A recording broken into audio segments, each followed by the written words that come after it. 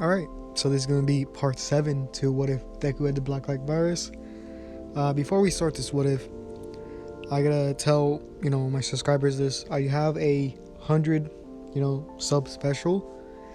If you would like to check that out, it's on my channel. I would like, most of my subscribers to watch that because I spent a long time coming up with all the ideas, and it's like a 47-minute long video, and it's about what if Jonathan had a stand in part 1. So it goes through all of part 1, and I just spent like a lot of time, so I would appreciate if you guys would go and watch that video. So let's get into oh yeah, I also gotta tell this, right? My next 2 series that I'm gonna start are gonna be what if Deku had a stand, where I'm gonna give him the stand D4C. So I gotta do a little bit of research on that stand for a bit, and then I'm also gonna do what if Deku had the powers of Accelerator, and Accelerator from a certain magical index. So I do gotta do a little bit of research on that too. There's just 2 ones I wanted to do, or at least the stand one was like kept getting commented on my videos, so I'm gonna do that. And I'm still gonna continue the other series on my channel, so don't worry.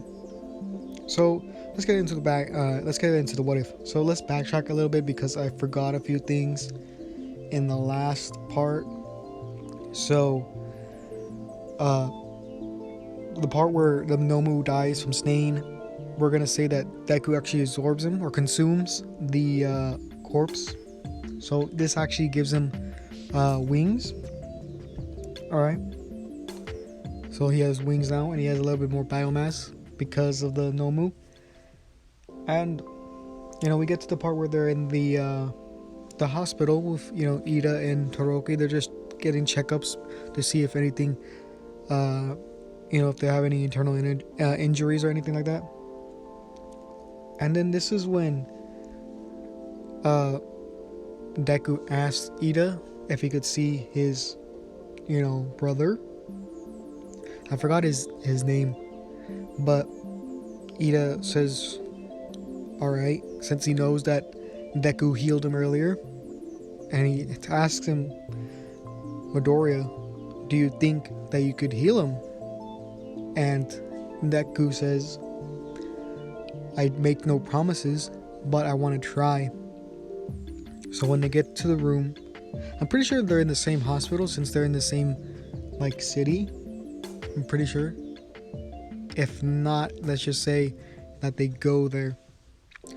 So when they get into the hospital room, he's still connected to those machines, and he's still, I think he was paralyzed from the waist down or something like that. And basically Iida introduces Deku to his brother and says, brother, I brought someone who might be able to help you, and if this works, you might be able to stay as a hero. And his brother, he's trying to not, how do you say this? Not to overhype himself, I guess. I forgot how to say that. But basically, yeah, he's not getting his expectations too high. So he's like, okay, I'll try it, but don't expect anything from it. This is when Deku goes up and touches I'll just call him Tenya since that's his last name, Tenya's neck. And this is when the biomass actually comes out of his hand and goes into it seeps through the skin, because I'm pretty sure that's where he Stain messed up his not nerves, his spinal cord or something like that, and messed up with his it messed up his legs and his ability to move. So Deku basically lets the biomass go into his skin and kind of heal the things around it. and then after he's done, he pulls it back in with the virus so it doesn't infect him. And Tenya starts to like move, and he starts to feel a lot better. And this is when the nurse comes in, you know, and they explained what happened, and that he is going to be released in a few days since he is, you know, healthy now. And Iida is actually crying, you know, because he never knew this could be possible. And he's, you know, he's thanking Midoriya and says that he's in his debt. And, you know, Deku's like, no, it was, you know, it's just, I'm just doing the right thing as a hero, you know. And this makes Iida admire him even more. Even though he has such great power, he's still humble about it. So let's get into the other Bakugou with his internship. We get to the part where they're patrolling the city, and this is when kids come up and say, "Oh, isn't that the kid that was helpless against the slime villain?" I'm pretty sure that's what they were making fun of him about. And Bakugou gets a little bit angry, but this is when Best Genius says, you know, you need to act more like a hero. So Bakugou sighs and says, you know, hey kids, you know, at the time I wasn't that strong, but I'm working on that, right? I'm going to be the #1 hero, so you just watch. And this kind of inspires the kids, and they don't run away and like cry like they did in the anime. And Best Genius sees this, and he thinks there's hope for this kid. So we get back into UA after the 2 weeks, and All Might explains that they're going to do a hero test. Not the one where they go and fight the teachers, but the one where they have to save a hostage in the middle of a like a city, you know, where Deku shows off that he has full cowling. So it's gonna be the same, like, people against each other. It's gonna be Iida versus Deku versus Zero versus Mina and someone else. I think, was it Ojiro? I'm not sure. I don't know the fifth one. I think it was either 4 or 5. I'm not sure. But basically, this is when Deku shows off his wings, and he uses the ability to glide, but he uses a different way, because like I said before, like how I explained it before, is that he uses like holes in his arms and legs to shoot out blood to like help him with the glide, because that's the canon explanation. So he uses that in tandem with his wings to go even faster than usual. So when the class sees this, they're pretty shocked, because they didn't know that he could do this, or that he had wings in the first place.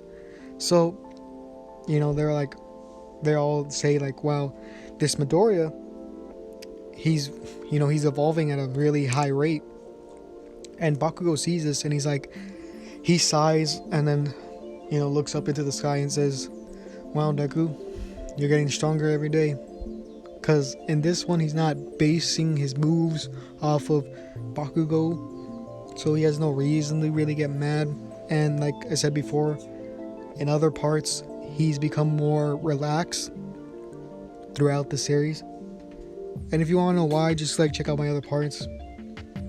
So, you know, we get to the part in Deku would win and save, you know, All Might that was in the middle. And this is when All Might, congratulates Deku and says that, you know, you've been training super hard and you gotten a lot stronger. So meet me later on in my office. So when we get there, All Might explains, like, you remember how he explains how All for One or One for All works, and he tells Deku, don't worry if Stain tastes any of your blood. And he's like, and he remembers that you need someone's DNA to get One for All. and he got kind of worried. But he says, "Oh, don't worry, I didn't let anyone." He wasn't able to scratch me. But he's like, "Well, good." All Might's like, he wouldn't be able to get the quirk anyways, because you have to actually give it to someone, right? You can't really take it from someone, but you could force it upon someone. So, and he explains that there was a person long ago when the quirks were still developing.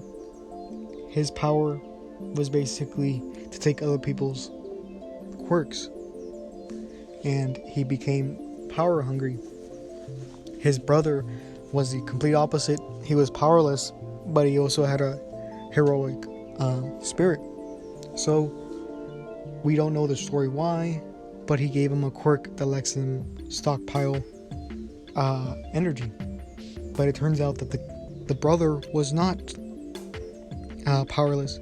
He actually had a quirk to pass down his own quirk, and that's how All for One, or One for All, was started. And he tells this to Midoriya, and he says, Midoriya just says, "Oh, isn't that like a villain dead? He should be like very old at this point."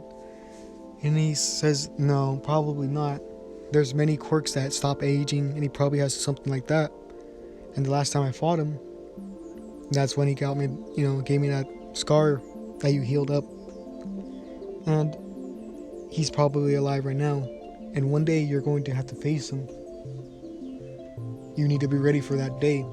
And Deku clenches his fist and says, "If I have you by my side, I know I could do it." And All Might kind of looks away because he knows that he's not sad because his power is going to be lost, because in this one he still has it at his prime, but is slowly losing it because he's giving it to Deku. But it's not like the same thing where like it goes super fast like it does in the anime. All Might contemplates just like he does in the anime, but not for the same reasons. Not because his power is running out. It's more because of his age, because by the time he needs to fight him, Deku will probably be in his adult years, and All Might will be like a senior citizen by then. So that's why. But he still puts up a smile and says thank you, like he does in the anime. So we get to Midoriya goes back to class, and Bakugou goes up to him like normal, but instead of saying stop using my moves, he actually says, "Deku, I want you to get stronger, so you know that I will beat you." Like in this one, it's kind of like a Vegeta and Goku relationship, where like not like the old Vegeta from Dragon Ball Z, but more in the super version, where he's more he's not as prideful, but he still wants to beat his rival. So that's the reason why. And this is when Aizawa hears this and chooses them to be a team in the heroes versus the teachers exam. So for that, I would say that teams are the same throughout, and they're going to have to fight All Might. And in this one, I think that All Might would wear less weights than he does in the anime, like a little bit, like he has two weights on each arm, and I think it would be reduced to one on each arm because of how strong Deku is and Bakugou is. So they would need more of a challenge. And I think that they'd be more willing to fight with each other, given the fact that Bakugou is more relaxed in this one. So at first, when it first starts off, All Might basically rushes to Deku and actually throws him through a building because he knows that Deku can like survive that. So what Bakugou does was Bakugou tries to like, you know, explode All Might. Like he tries to do explosions in his face to kind of blind him, but it doesn't work. So he basically runs off to try to get Deku to get his help. And Deku says, you know, I think I got an idea, but I'm gonna need a piece of your hair. And Bakugou was like, oh, so you want to use my power against him? And Deku's like, kind of, you know, it's gonna be my own version, but not directly yours. And he's like, alright, fine. And he gives him a piece of hair. And what this does is he's able to create nitroglycerin from his like palms as usual, but it's gonna be more of like a cannon type of thing where it like spews out a lot of it and not really he could explode it, but in this, like, imagine like a almost like a fire hose, but as an arm. Deku would rush All Might out, like nitroglycerin, and using his new ability would spray All Might head to toe and like soak him in nitroglycerin. And then this is when Bakugou, with a fully charged grenade gauntlet on both both hands, because Deku was able to fill him up. And I would say, because you know, if you remember the sports festival, this is what Bakugou used. He does like a similar howitzer impact, but using the gauntlets. And he actually had a request to make it able to like shoot both fully charged grenade gauntlets at the same time. So they do this, and the explosion's massive, right? And All Might's gang was flung back like halfway across, and they actually use this opportunity to escape. Deku grabs onto Bakugou, and using, you know, one for all, or all for one, or you know, one for all, yeah, combined with his like super agility and his like jet boots that he got from well, what I mean by jet boots, I mean like where how he like spews blood from his like the holes in his feet and arms, or his back of his hands, not hands, back of his elbows, like how he does in the game, like Alex Merson, how he glides. He combines that with his wings to basically just shoot out through the exit, you know, and this like causes massive shockwaves, and they actually win that assignment. So I forgot to mention this before, but when they Momo is people are asking her to like study, I think Deku would actually come up to her and say, you know, you have like a lot of people, you know, coming to this study group. Do you want me to come and help? Since, you know, he was able to get like 4th, I think, in the, you know, overall score, and Momo was 1. And Deku, he wants to spend time with her because he likes her, right? So, and she likes him too, so I think they would agree.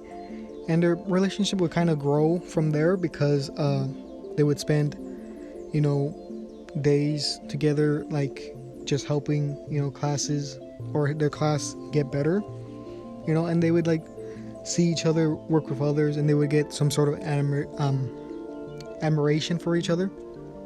So let's get back to the present time. So this is actually, I'm gonna end it here, because this actually got a big part, or I could say that, actually no, I'll go a little bit further. So I believe this is the part where they get the dorms for their schools to like stop with it would help with the villains attacks. So I would think that all the parents would be okay with it, since at the USJ it wasn't really that big of a deal since they failed. So I think the parents would agree on the dorm system.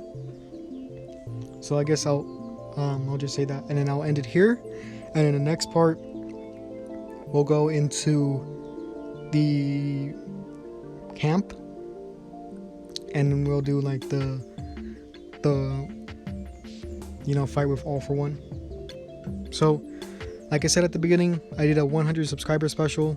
So if you could, I would very much appreciate it if you go watch that. I spent a lot of time on it. And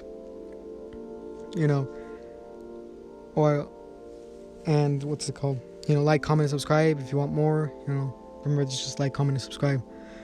So yeah, this is the end of the part.